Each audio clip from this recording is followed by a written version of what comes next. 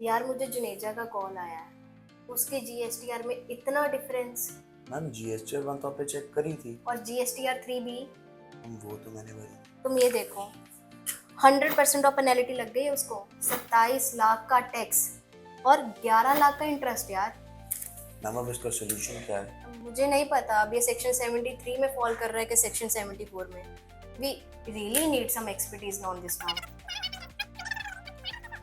Similar facts पे GSTAT का first judgment Messrs Sterling and Wilson Private Limited has been pronounced on 11th of Feb 2026. This judgment has answered a number of questions and also created a few.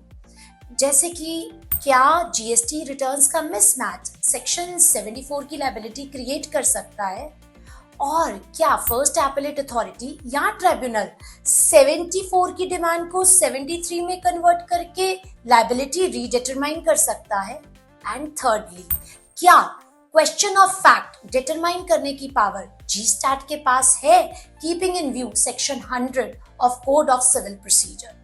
सो ये questions के answer तो दिए इस judgment ने, along with creating one question कि ओडिशा का case Delhi में take up कैसे हुआ।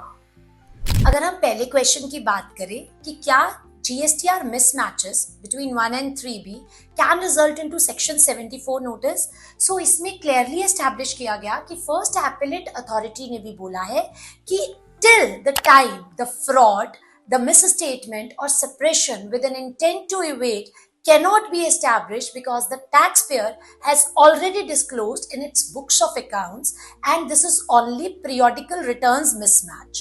So hence liability section 74 में determine नहीं की जा सकती. It should be a case of section 73. Now first appellate authority ने ये तो हेल्ड कर दिया कि 74 में liability determine नहीं होगी. It must be a 73 case.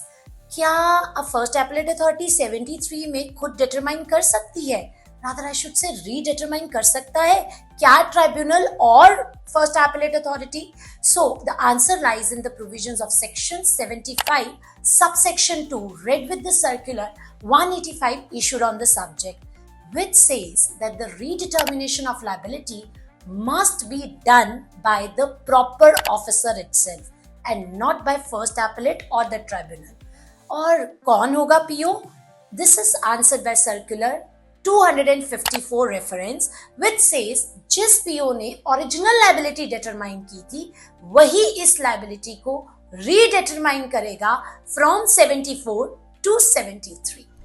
अब डिपार्टमेंट ने क्रॉस ऑब्जेक्शन फाइल करते हुए एक ग्राउंड रेज किया कि section 100 of code of civil procedure लगाते हुए क्या जो ट्राइब्यूनल है वो फैक्ट्स के बेसिस पे चीजों को रीडिटरमाइन कर सकता है, क्या सिर्फ वो क्वेश्चन ऑफ लॉ ही ले सकता है? To answer this question the tribunal refer to the provisions of section 111 subsection 1 stating कि कोड ऑफ सिविल प्रोसीजर से बाउंड नहीं है ट्राइब्यूनल, और वो प्रिंसिपल ऑफ नेचुरल जस्टिस के बेसिस पर अपना प्रोसीजर खुद डिटरमाइन करता है. Hence, they are the final fact-finding authority and they can go into the questions of facts also. अब इतने सारे क्वेश्चंस के आंसर तो ट्राइब्यूनल की जजमेंट से मिल गए और केस रिमांड बैक भी हो गया for redetermination to PO. Now the question which arose कि ओडिशा का केस कैसे आया दिल्ली प्रिंसिपल बेंच के पास. सो कहीं ना कहीं इसका answer can lie to the provisions of section 109.